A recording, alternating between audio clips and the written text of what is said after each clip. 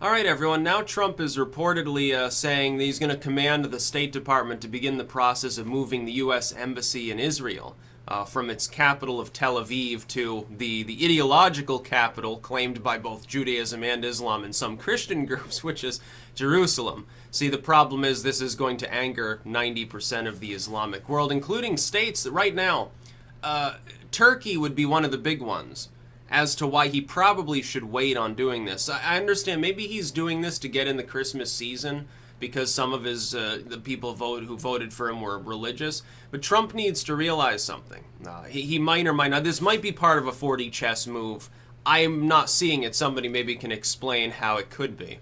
I'm thinking that it's mainly to shore up Harden's support more than anything else, more than expanding his support.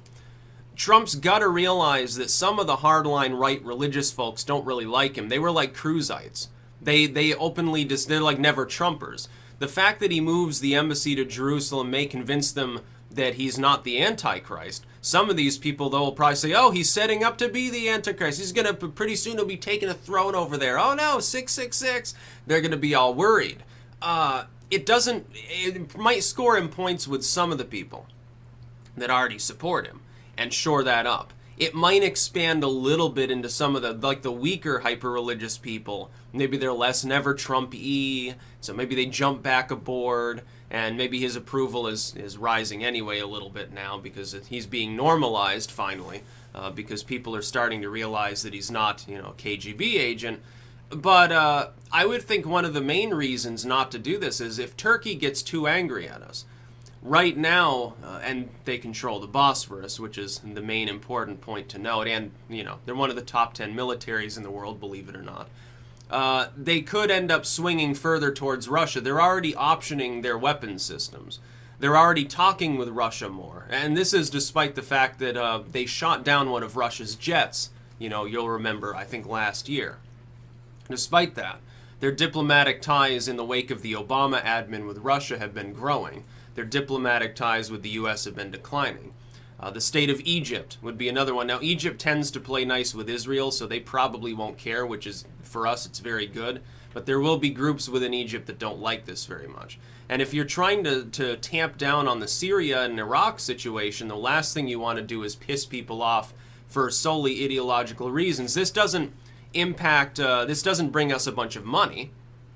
It doesn't bring us any significant leverage with Israel we didn't already have. The only thing I can think of is maybe this is the opening overture of a grand bargain that creates a two-state solution. Like, okay, we're moving the embassy to Jerusalem, and then in the future we're splitting Jerusalem so that basically one side is the Palestinian capital, the other's the Israeli capital. And we'll call it the Peace City now. And we'll have like a little, road all the way down the middle with like palm trees and pictures of happy children shaking hands across the border or something.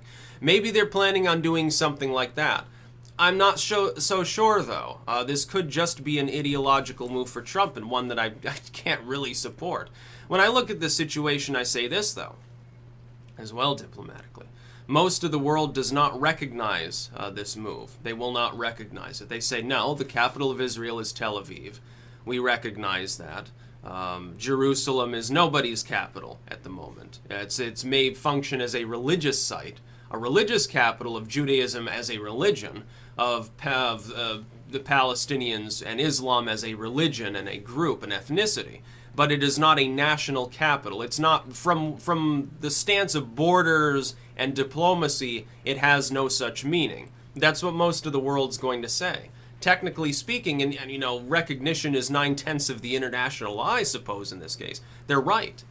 They're not going to, move their embassies. Everyone else will be still working from Tel Aviv. We'll be the only ones, other than the Israelis themselves, in Jerusalem. Meanwhile, the Palestinians will probably relocate something there too. Then again, you got to realize the U.S. doesn't even technically recognize the nation of Palestine at all, which I think is regrettable. I think that in order to have a two-state solution, you have to have two equal parties with equal shares in the game so that nobody has more leverage than the other. That way you can hammer out something that's fair. And I know the last wave of Israeli imperialists, not the nationalist groups, but the imperialistic groups, were like, oh, well, we have to settle as many of these Palestinian hoods as possible because then we can gobble them up. that was openly alluded to by like Ariel Sharon, among others.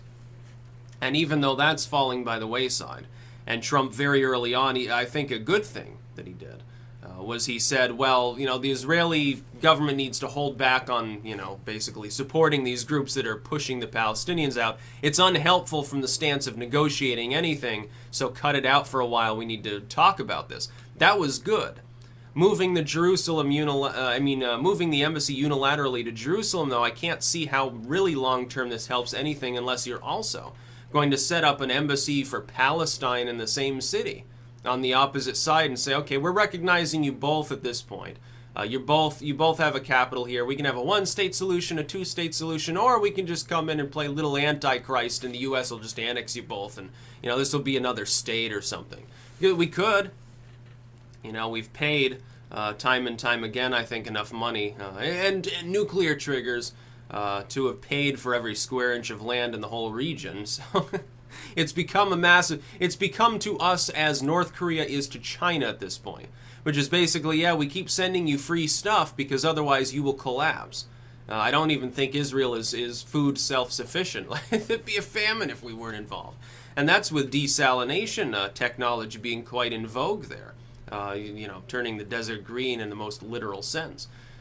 Thriving on tourism, you know, mostly involving Americans who actually think that that particular cave is the tomb of Jesus Christ.